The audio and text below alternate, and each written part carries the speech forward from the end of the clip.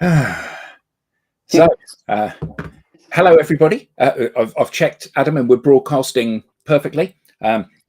So, welcome to another exciting episode of that album, the first one of 2024. And I must apologise. I'll tell you all the story one day as to why there was such a huge hiatus over Christmas. I have a new co-host, co-star today. Star, co-star, maybe might be better. Yeah, there you are. A fellow Adam, first time on the show, first of many, I hope. Thank you. This should be a hoot. So here we are, the specials from 1979. 1979, an interesting year. Very. So Margaret Thatcher was elected. Lots of strikes, lorry drivers, grave diggers as well. Rampant inflation, the winter of discontent. The IRA were doing their thing and blowing people and places up. The Yorkshire Ripper was doing his thing. Elton John became the first artist to perform in the USSR. Simcoe set a new mile record, and the government announced £3.5 billion in public spending cuts. So some things, just seem to be eternal. So that year, interesting people were born. Will Young, Sophie Ellis-Bextor. Well, I say interesting. They're actually not that interesting, are they? Will Young, Sophie Ellis-Bextor, James McAvoy, Jamie Cullum, Simon Amstell, and Michael Owen. Thank you very much, Andrew. Thank you very much, Jim. Having a drama logging in. Yeah, it happens. Died Peter Butterworth. Great sadness. Sid Vicious, Richard Beckinsale, Airy Neve, Norman Hartnell, Mountbatten, Gracie Fields. Films in the cinema that year: Moonraker, Escape from Alcatraz, Quadrophenia, Mad Max, Kramer versus Kramer, Life of Brian. And great music, though. Discovery, ELO, Voulez-Vous, ABBA, The Pleasure Principle, and Replicas. Communique, Dire Straits, Tusk, London Calling, Whatever You Want. Not great music, but great song. We Are Family, The Pretenders, Manifesto, Roxy Music, Black Rose, Thin Lizzy, Lodger, Bowie, The Wall, In Through the Outdoor, Led Zeppelin, Eat to the Beat, Blondie. So it was a fantastic time for music. Correct. And this. Absolutely. And now, when you said that this was the album that you wanted to do, I must be honest and say that my heart sank a little bit. and not because I'm anti the specials, but in 1979 I had just moved from middle school to secondary school. And it's a big change in people's lives, isn't it? You go from being a big fish in a small pond to being a minnow in a huge pond. In a very big pond. Yeah, and there were lots of menacing big boys, 17 and 18-year-old boys, all of whom seemed to be listening to this music, walking around punching people. And then, obviously, when I became one of the big boys, I used to walk around punching the small boys because they weren't listening to Mozart. But this always struck me as being rather. I don't know. It's not music at the time that gelled with me particularly. And what was really interesting was that when you said about this, and the first time I put it on, it was like, oh my God, I'm back in 1979. The nostalgia, really powerful emotions and things. So why did you choose this album? Well, this will might surprise you and our listeners in the sense that as an album at that point, I wasn't actually fully engaged with it. And I chose it because I think it has much wider social statements and musical genre statements at that time.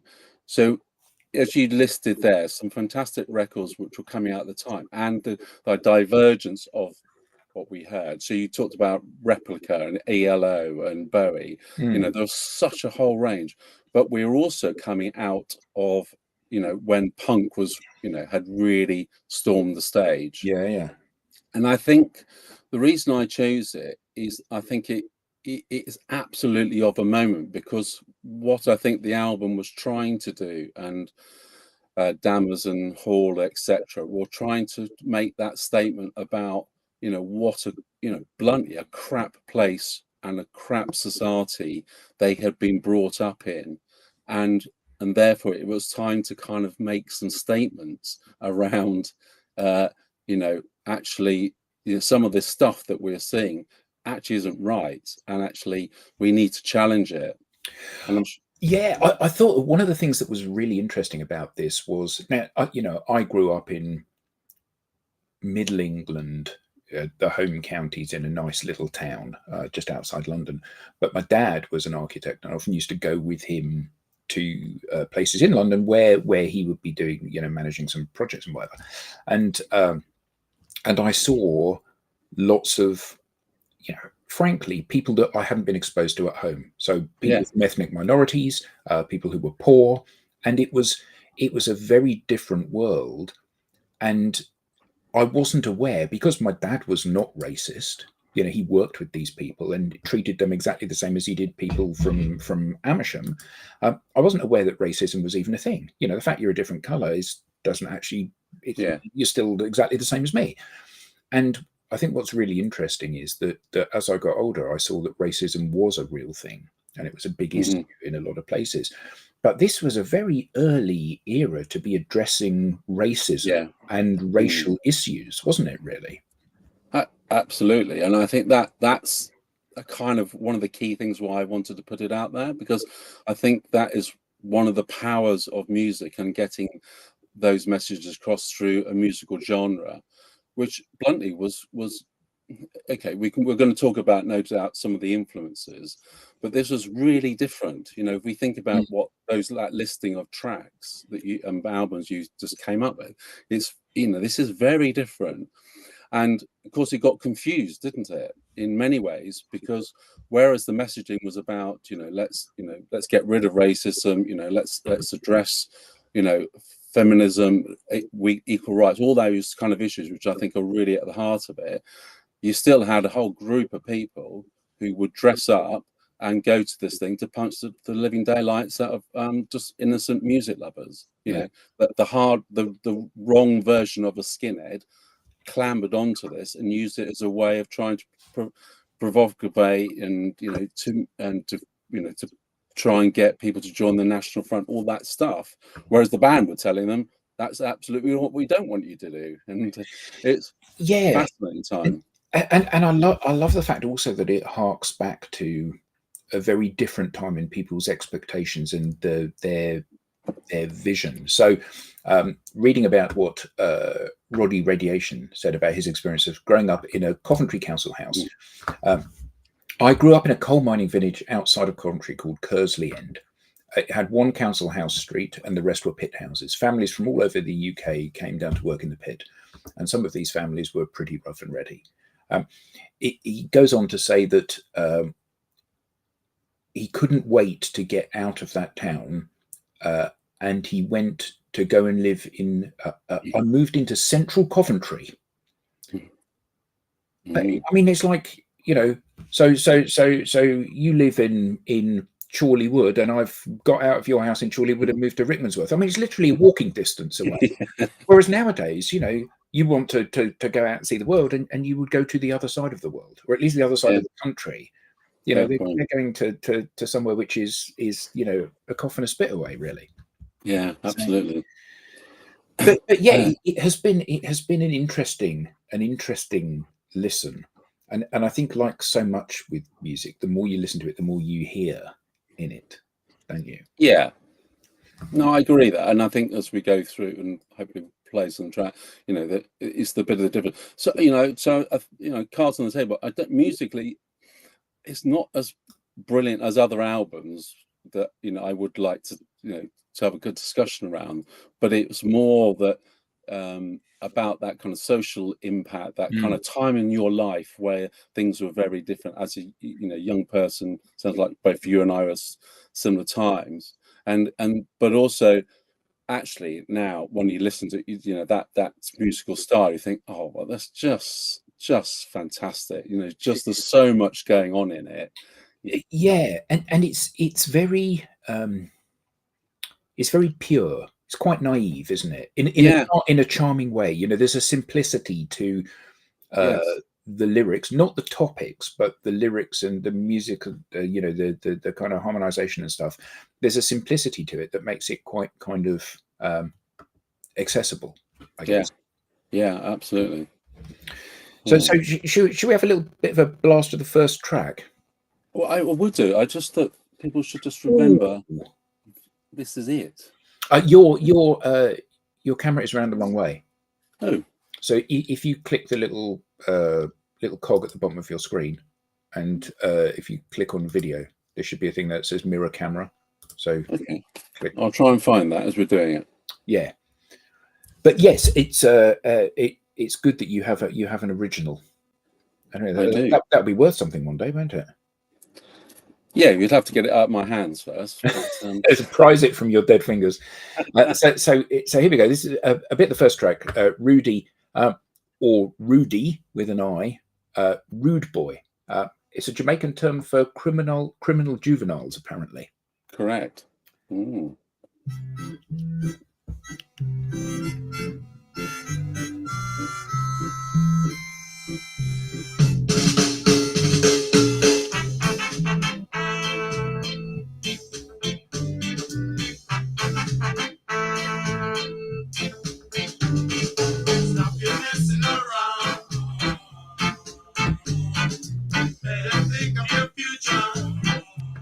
Put my hat on.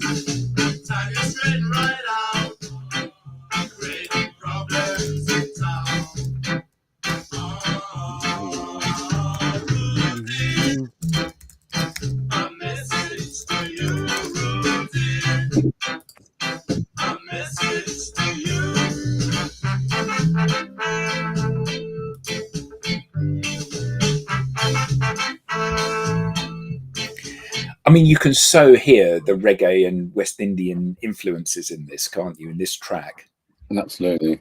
It's yeah, and it's kind of first one of the big things is about the band members for me. So you suddenly got you've got Rico on trumpet, and it's that lovely kind of relaxed Jamaican style, as you say, picking up the kind of rock steady reggae beats, and it's just nice and it's just kind of just can't stop moving to it, really. But I just think it was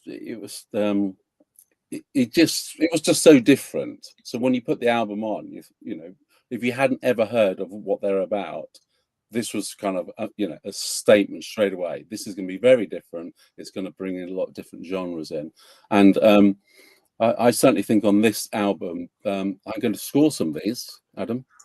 I think personally, this is a 9. This yeah, I would agree. This is one of the best tracks on the album. Actually, it's not one of their tracks, is it? No, that's a cover. This was Danny Livingston, isn't it? Indeed. Yeah. Dandy Livingston from 1967. The original recording was a portrait of social unrest amongst the youth in Kingston, Jamaica. Interesting little factoid here that the trombonist on this track, Rico Rodriguez, also played on the original recording of this. Yes. Ah, there you are. Yeah. So amazing what you can find, isn't it?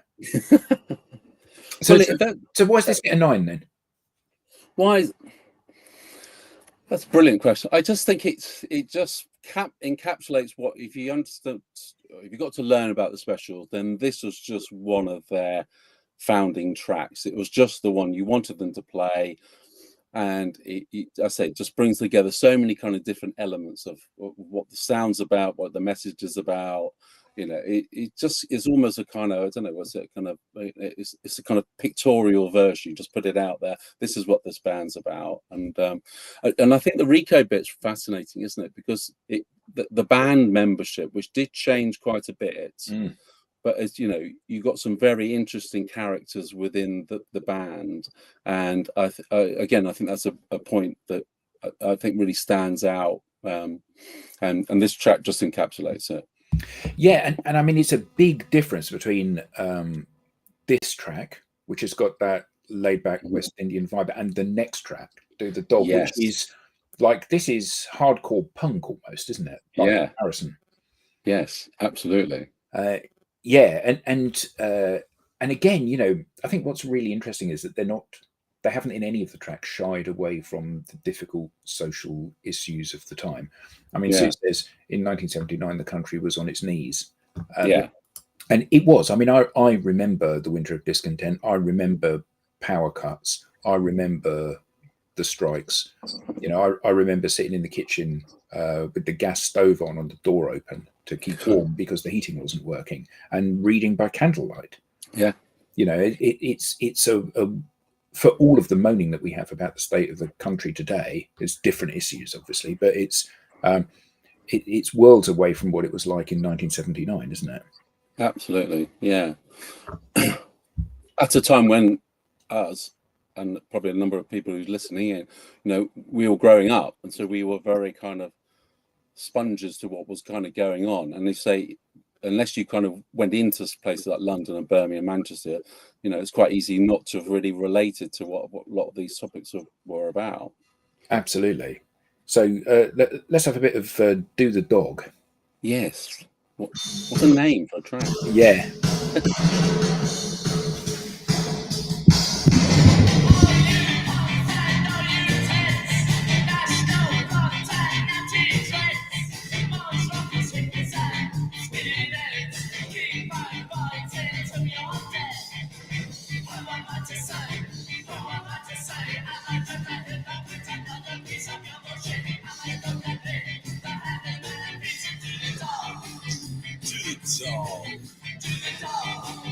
Not a donkey.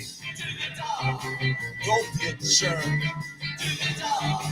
What you work for? Yeah, I mean, just the intro to that.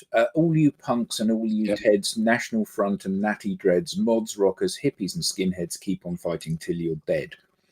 I mean, it's really interesting, isn't it? Because although they are addressing social issues of the time, they're doing it in a way which is very head on, isn't it? Very aggressive way of addressing these things.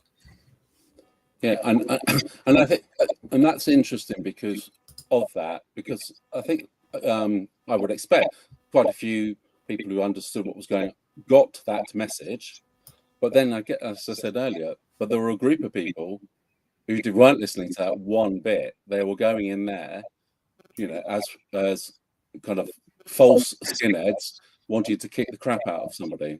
Yeah, and they were. So the band were trying to deal with that at the same time, we're trying to get their message across. And I think, you know, this is a fantastic live track. You know, the crowds really react. And for that, I think this is in. You'll be fascinated to know that I never saw the Specials until they reformed, and partly was because I think I was at that time too young to really engage and want to go to an event where there's likely to be big trouble. I was probably too young, too cowardice or whatever. I wasn't strong enough to be able to kind of go. And then, to be fair, they didn't do a lot early on. They weren't, you know, a massive touring band, but that was quite an influence on me. Oh wow! Look at that. Look what Sue said. Current levels of poverty are around 50% higher than they were in the 1970s. Gee. That's a terrifying thought, isn't it? But that is awful. It's also, I mean, the style of their music and the kind of the vehemence with which they're delivering their messages are very much a product of the time, aren't they? Yeah. I guess an 8 for me. Yeah, yeah, I guess. I find it difficult to score these. I think this is more. I don't see this as so much a group of individual tracks for the most part. There is one or two. Right. I see this more as like a being, a thing, you know, an integral thing. So it's up to you. It is. Well, what's up to them? So here we go. Yeah, let's just have a burst of this.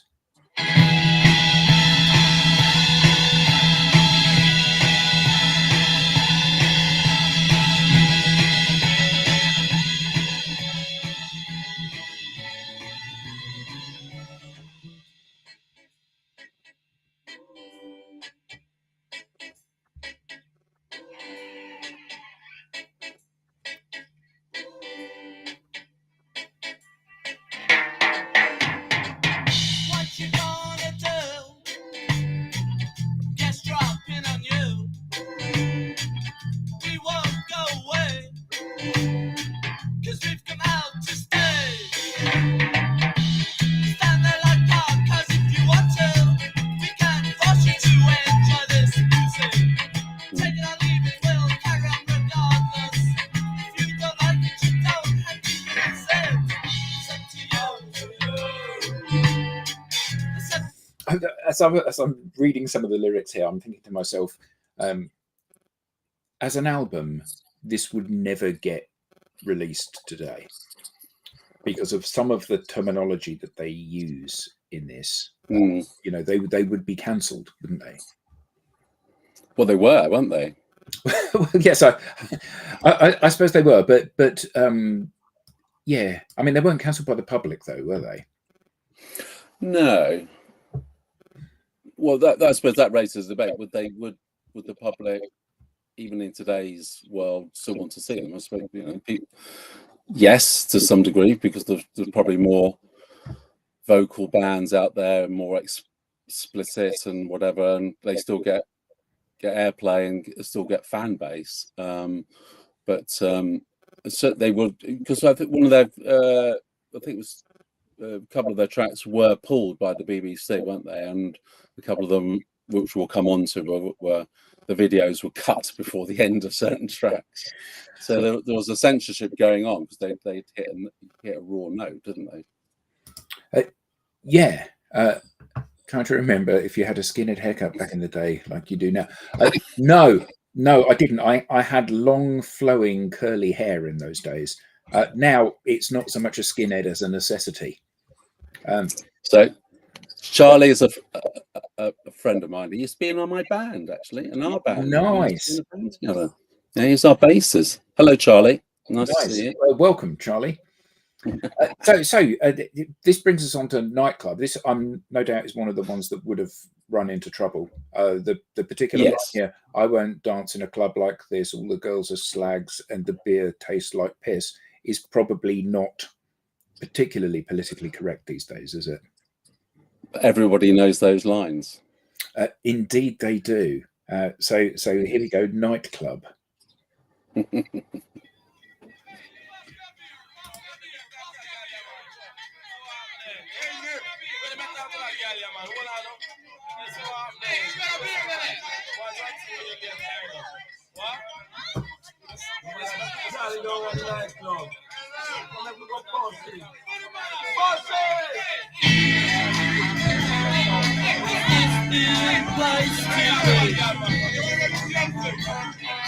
What am I doing here?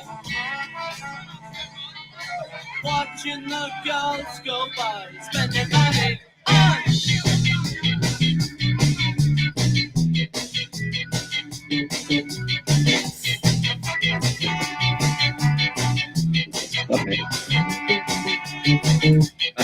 all day.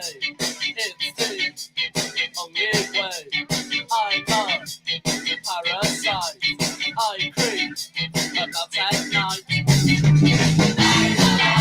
It's a safe place to be. What am I doing here? Watching the girls go by, spending money on I don't work, 'cause Again, a really interesting observation. He says, it's the only way, I'm a parasite. Obviously, the welfare state was a thing back in the 1970s. Yes. And even into the 80s, where Wham wrote a song about it, didn't they? About DNS and in Wham Rap, I think it was Wham Rap, and UB40 named their band after the form that you filled out to get your unemployment. And actually, in those days, people could, if they had a sort of fairly frugal existence, they could quite happily live without ever having to do any work, and gave them the freedom to behave like this and create great music of the time. Well, wasn't it crazy? When you were at college, if you went to college, you'd finish, college, and then as soon as July came, you go straight down the dole office and you'd sign on, and they say, have you tried employment? Yes, I have, but I haven't got anywhere. All right, here's your check. And it's very, very different times. But again, a number of people actually, that was a lifeline for them, irrelevant of the system and people exploiting it. I think oddly though that there wasn't a huge amount of exploitation of the system in those days. No, I think you're probably right. Yeah. Not that I saw anyway. So doesn't make it all right. No, it doesn't. So, what are your thoughts on this one?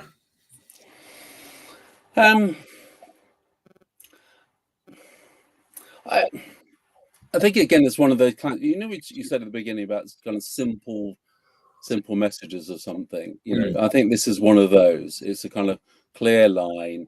It doesn't make it all right. You can't carry on like this. It's a real call. I think my notes are saying it's a real call for kind of racial harmony.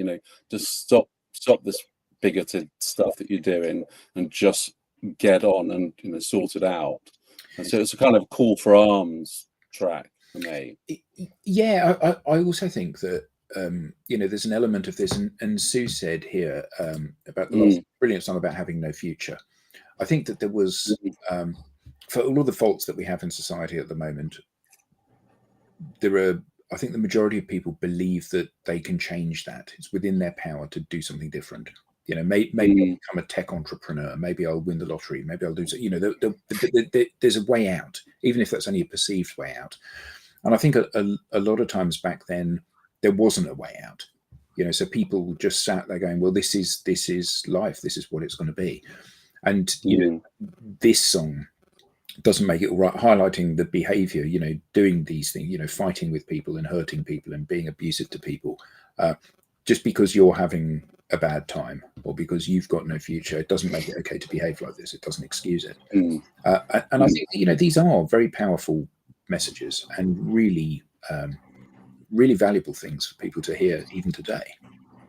Yeah, because the other thing I'd add, Adam, is I think it's only going. Sue just put out in her notes. Just remember about there's a really good documentary on Terry Hall, who we sadly lost last year, and but more importantly was that probably a lot of people know this. He was abducted and taken to France and abused at a very young age, and I don't know if you knew that. No. And it's really shocking. And then you think of what he went through, and to go through that, and then he became a performer, and so you kind of, on one part, I thought he should be a mega punk and just like go around smashing everybody's heads in because he's just had such an abusive experience. But actually, he didn't. He turned it round, I think, and then started to produce, very important social commentary, but in a very different way, in almost a bit of a passive way. And I think that's incredible courage on his behalf to be able to do it. Absolutely. And this is one of those songs. Yeah.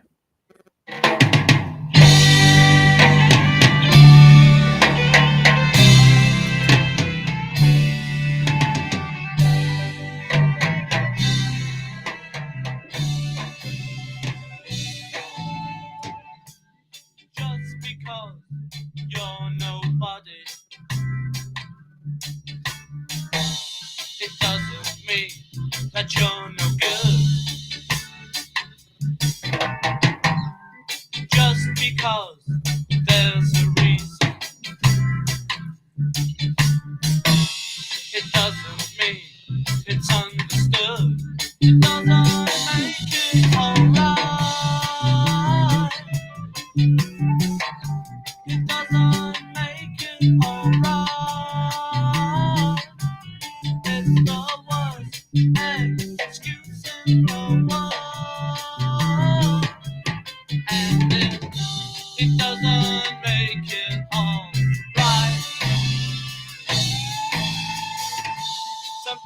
people think they're really clever.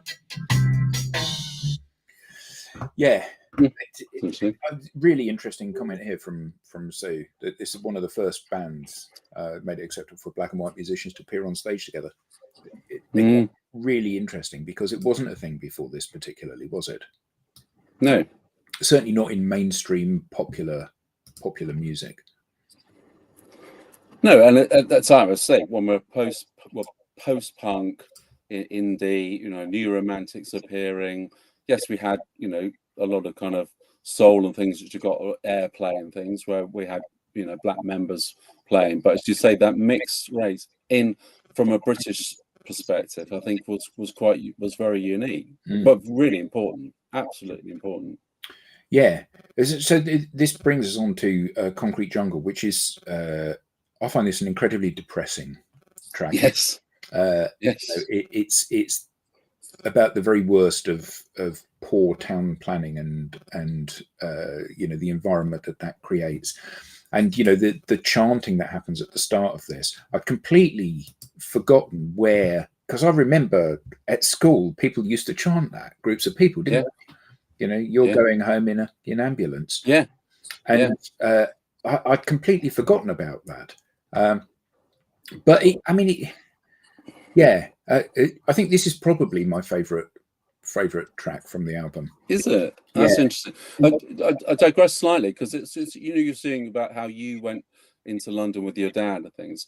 So I have a half sister, and they lived in Holloway, just off Holloway Road. So I used to go to the football with my dad, and I used to go and see my sister and her family, who lived in one of the low-rise but 60s built, and that, for someone who was coming from Reading, that was incredibly different. And I benefited from it because it kind of gave me that exposure to a world I had no idea about. Yeah. And then the point about that chant at the beginning, that's exactly what we were seeing on the terraces. It was a football hooliganism, all that was kicking off at the time. It was really right. It was a very troubled place, and fighting seemed to be just the norm. Look at that, violence and hope, a heady mixture. Really good point, Sue. Yeah. Yes. It is. And actually there's something very visceral and deep-seated about this sort of behavior, isn't there? It's like people truly exposing who they are. So here we go.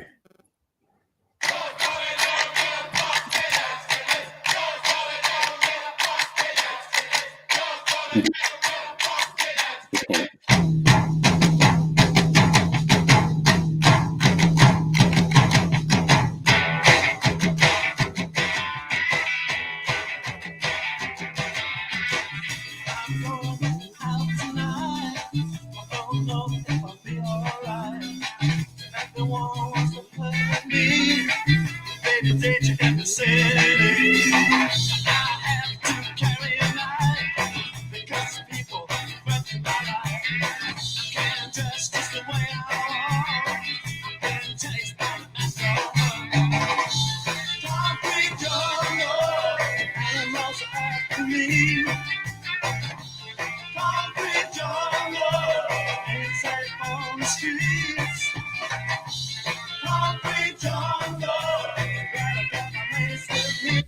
Yeah, I mean, it's a really good point here from Steph. I do think, though, that what you see often with people that have a low flash point for stuff, so skinhead violence and racism and xenophobia and all of these things, the very worst of society, particularly seen British society. These people are incapable of holding contrasting thoughts in their head simultaneously, aren't they? So the fact that the band you love is full of black people and Jewish people, actually it doesn't stop you from being racist. Well, it should do, because there in front of you is a demonstration that black people and Jewish people actually can bring a lot to the table if it's something that you like, but actually people are incapable of seeing that if it doesn't fit with their own ingrained narrative. And it's very sad, very sad. But I suppose leads on to a much wider debate when people are in their notes are kind of making the references between now and then, and it's kind of like, you know, though this wouldn't be that wouldn't be tolerated as now, but actually, you know, are there, I suppose it's a general question, you know, I assume there are still people who have some extremely wrong and bigoted views who will go to music because they relate to that band, irrelevant of what they're doing. Yeah. And you know, I'm not sure how, you know, I assume that exists, and how disappointing it is that still carries on. But this was kind of the first time, I think, when that was starting to get really challenged. I hope so. Absolutely. So brings us on to the, and I'm mindful of time actually. Yeah. Brings us on to the last track of side one, because let's be honest, we're all the vinyl geeks at heart, aren't we? We are. So too hot. Let's have a blast of this. Why? I'm gonna leave that tone here, you know, because it's too hot.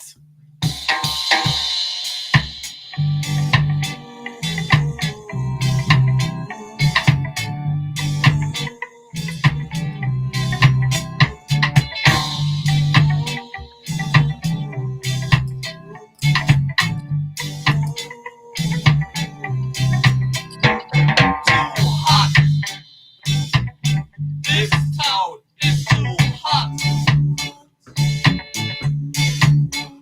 Now they're calling for their guns. About to spoil the rude boys' funds. But rude boys never give us their guns. It's too hot. No man can tell them what to do.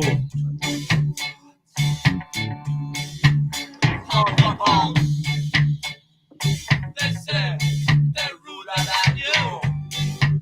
Yeah, I mean, for me, this track is not anything in particular. What do you score this? Seeing as you're the scoreboard.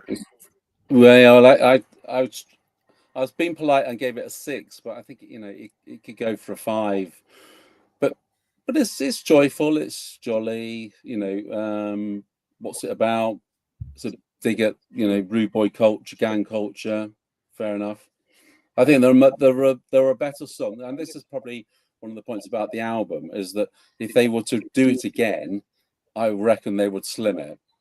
And certainly, you know, the music bods would say there's some weak tracks on this album. You need to whip them out, and this would be one of them.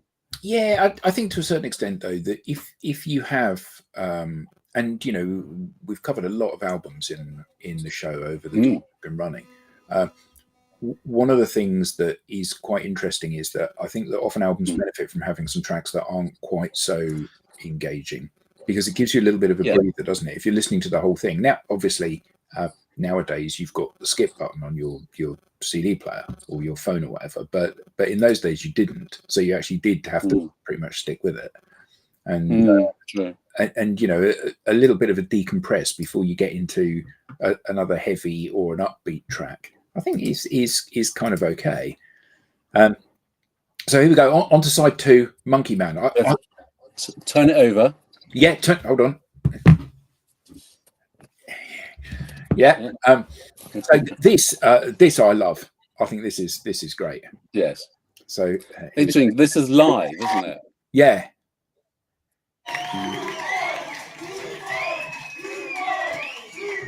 This one is for all the bouncers. Big monkey man. That was Costello.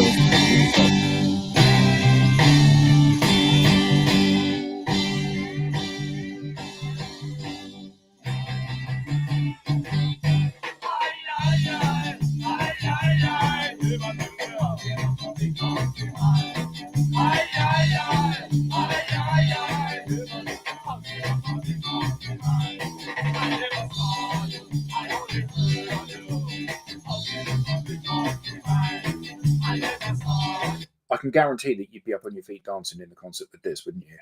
Absolutely. This is, which brings about kind of going to see them. Yeah. So I first saw them in was it 2008 when they did their reunion, and this is a Brixton Academy. I don't know if you recall. I think they played. We think they might have played in Glastonbury the year before. Can't quite remember. I can't find it tracked down. Anyway, 2008, and they played in the kind of autumn period, and it was the first kind of, I said 30th anniversary tour. Right, all get back together again, have some fun, and they had 3 sellout nights at Brixton Academy. The interesting fact was the first one was a Wednesday evening, and Terry Hall, I don't know if you knew this, was a massive Man United fan. And Man United were playing Arsenal in the Champions League, and at Arsenal. And as an Arsenal fan, sorry fans, but as an Arsenal, we got slammed. But Terry at the same time got properly slammed and couldn't go to the gig, so they cancelled the gig. So the first actually night was the night we all went in, my friends, on the Thursday. So it was the first reunion. But most importantly, in the middle of the gig, he decides to tell this story about how Man United had beaten Arsenal and how brilliant it was. And little prop, he got a football out, which you called. So I hold the football that he kicked against the monitor, and it went flying in the air over my head because I was in the mosh pit having a good bop. And my friend Steve English, who might be on the call here, caught it. At the end of the gig, I came out and I see this guy, and I was thinking, what have you done? You couldn't have drunk that much beer. Your stomach's well out. And he said, no, I've got the ball. And this is a ball kicked by Terry Hall in the gig. And well treasured, I'm sure. Fantastic. Oh, I love these. I love these little vignettes. So, dawning of a new era. Oh, new era. New era. Let's just jump straight in.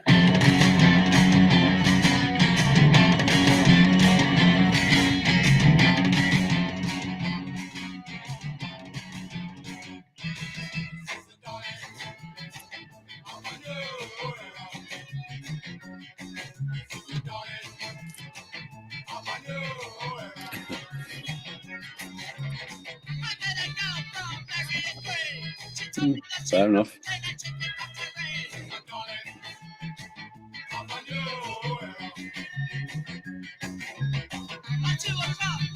I mean, they're absolutely right. It was the dawning of a new era.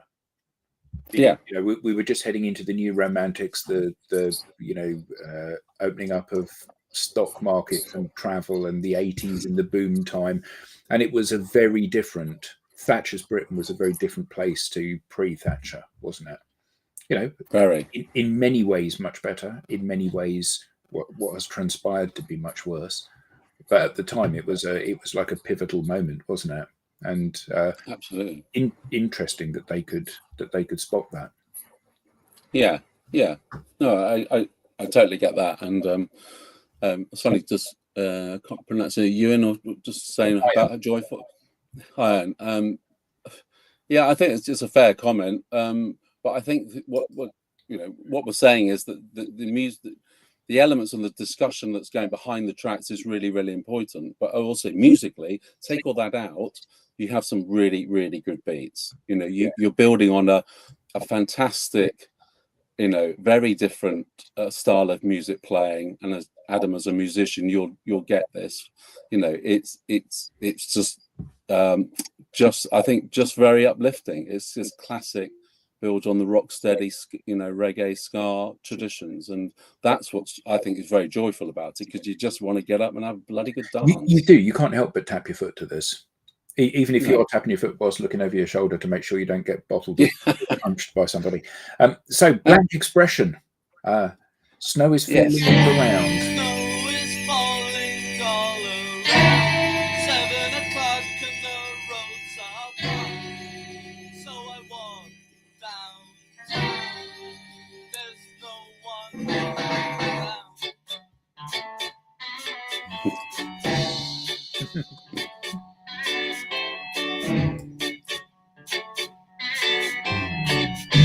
I walk in a bar and immediately I sense danger. You look at me, girl, as if I was some kind of a total stranger.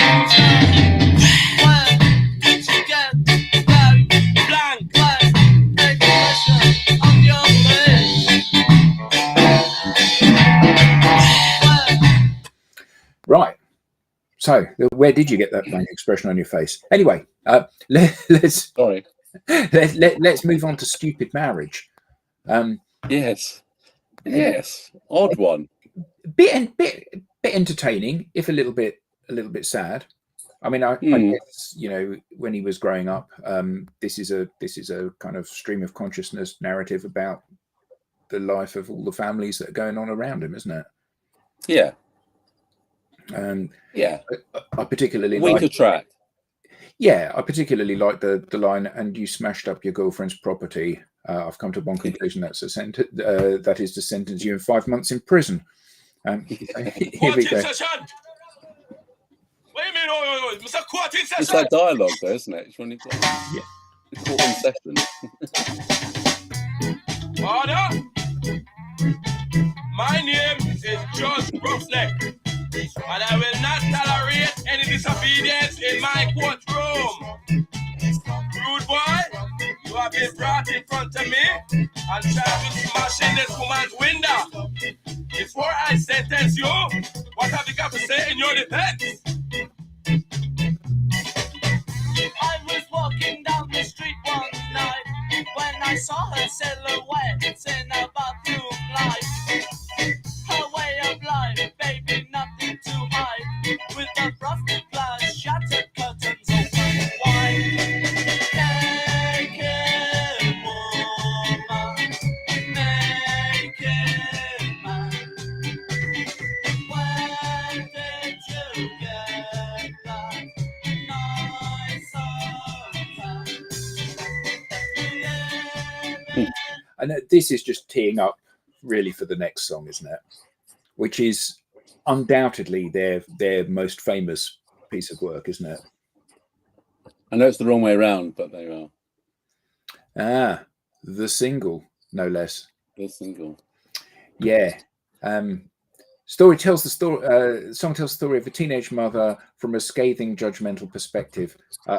The line, "Ain't he cute? No, he ain't. He's just another burden on the welfare state." Is kind of really, really cool. I mean, yeah, really cool. Nasty, but really cool.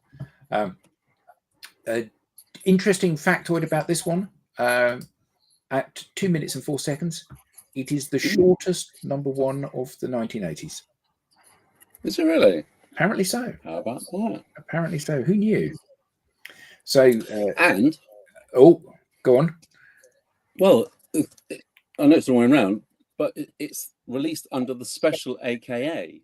The single came out, wasn't it? So, and as you say, there's a live version, and in the UK, recorded in the Lyceum and Coventry, apparently. So I don't know how you do both, but absolute, well, it's just class, absolute class. Yeah, I mean, it is their defining song, isn't it? You know, this is for them what Money for Nothing is for Dire Straits. Only a little bit more poignant. So here we go. Not as much money. You've done too much too young. Now you're married with a kid when you could be having fun with me. No more with me. You've done too much too young. Now you're married with a son when you should be having fun with me. We don't want no more big Ain't take you, no.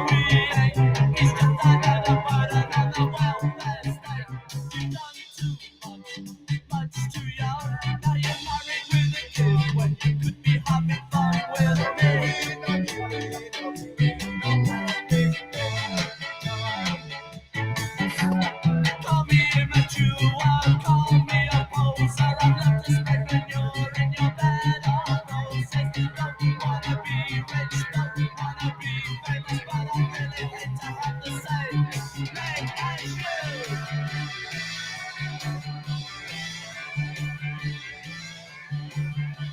It's just fantastic, this song, isn't it? Absolutely Yeah. fantastic. And it's great to see you moving and bopping around. I can't help myself. In fact, you know, Yeah. irrespective of the songs that I like or don't like, they have got that driving reggae beat that you can't help but nod your head to and get into the rhythm of the song. Absolutely fantastic. Here we go. So this apparently is based on the 1969 song by Lloyd Charmer called Birth Control. Yes. Yes. And that's referenced a couple of times during the song, isn't it? And this is the one which apparently was banned in the video. They cut the last line out when Terry says, think about wearing a cap. And that is chopped, apparently, when it came out in the video, whenever the BBC or whenever it put it out. Really? Yeah. It is amazing, isn't it, how these things that were so shocking at the time, now, you know, they're not the BBC censoring this kind of thing, which at the time, which nowadays, it's like, it's nothing, is it? Absolutely nothing at all. Yeah. Yeah. I think you heard of starving million, I think you heard of contraception. Yeah. Yeah. Absolutely. Exactly. Absolutely. Which brings us on to the penultimate track, Little Bitch. Mm. So, what's your thinking on this? Well, I had to do a bit of digging because I was wondering whether they were having a go at somebody that somebody knew and was kind of as a jealousy issue. Well, this person was kind of rich and whatever. But actually, there's quite a bit of reporting going on. So actually, this is a kind of call out for women and actually standing up for women and allowing women to at this time to express themselves in the way that they wanted to. So there's a kind of, I think it's quite an interesting, complex messaging in here, which again I could fall either way in terms of its interpretation. Musically, doesn't. Again, it's one of the weaker ones on the album for me. Musically, it doesn't punch your skinhead, you mean? No, it doesn't. No, it doesn't slap me hard with a baseball bat. No. So here we go. 1, 2.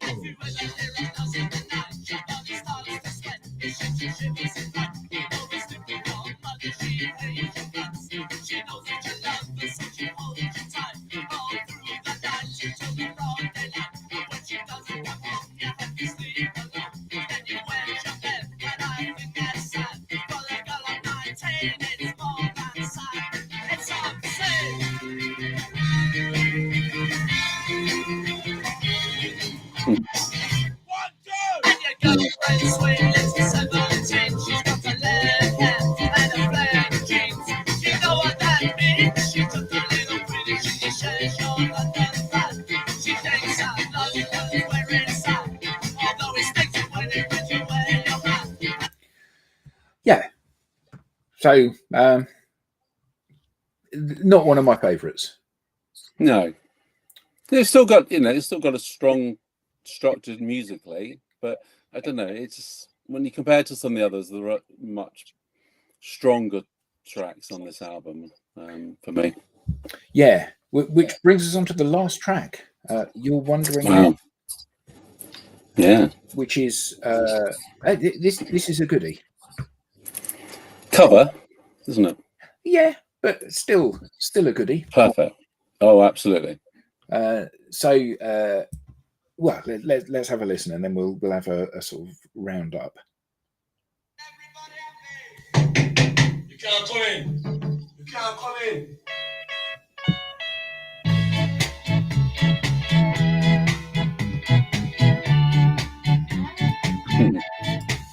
You're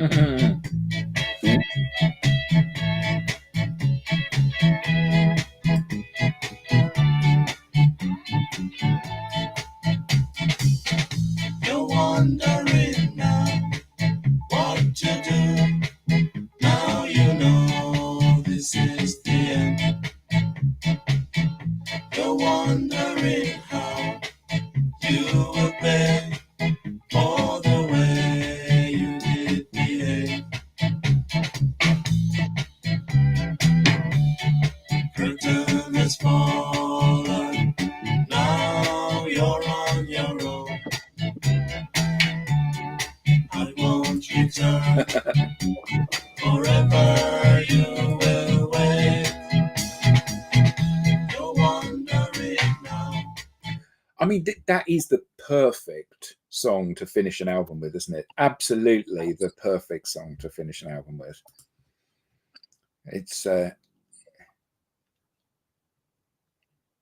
set list from their 2014 gig, and yeah, the few times I saw them, this was the song that just calmed everybody down, and you walked out of the venue singing it, and for whatever messaging it was saying, it was just a joyful, and Steph said, best song ever. I think it's certainly absolutely brilliant. And it's just that fantastic kind of, we've had a great night, now go home. Yeah, I think it's fantastic. Yeah, and if I'd have listed 1,000 albums that I wanted to cover, this wouldn't have been on the list. No, because my memory of it, my memory of this whole style of music, and in fairness, part of that was driven by the fact that the ska two-tone movement had the jam in it, and Paul Weller has a face that literally I would never tire of punching. I find him an utterly distasteful, vacuous, pointless human being. So that's not next week's album then? Not well. I mean, it's not for me to choose, is it? It's the guest's choice. So it might be just someone might do that to spite me. But it's I can't bear the guy. And this was lumped in very much in the same group. And as a result, I didn't really like Madness either. Because they're all cut from the same cloth. But I have really enjoyed listening to this. Not just because it's a very interesting social comment on the time. It's amazing how much of that social comment is relevant today, which is interesting in itself. And not just because it's been a real toe-tapping music, but because of the power of music and its ability to transport me back to when I was 13 years old and this was in the charts. And I remembered things of my childhood that I hadn't remembered before. All good things, I hasten to add. So it has been a lovely, well, actually it's been more than a couple of weeks, hasn't it? Because we were going to do this before Christmas, so I've been listening to this for a month. And I'm glad I have. And I recommend Adam and colleagues on the brilliant set of commentary. It's been fantastic watching that through. But I highly recommend, if you have listened to the special, is to listen to Encore, the album they produced in about 4 or 5 years ago, because I think that is also extremely relevant, very, very relevant, because it pings up a lot of kind of topical things at the time, particularly from, again, other band members. I highly recommend that. But I'm delighted that he gave us some airspace to have a chat about it, because I think it is wider than just the album that it is. Yeah, I would agree. So thank you so much for bringing this to the table. Thank you so much for being co-host today. And thank you. Thank you, everyone in the audience, obviously, for your fantastic comments and support. Thank you, Adam. They can never have too many Adams on screen at any one time. Absolutely. And I'll see everybody next time. I don't know what the album is yet, but I will obviously make a post about that when we do it. So thank you all very much. Have a lovely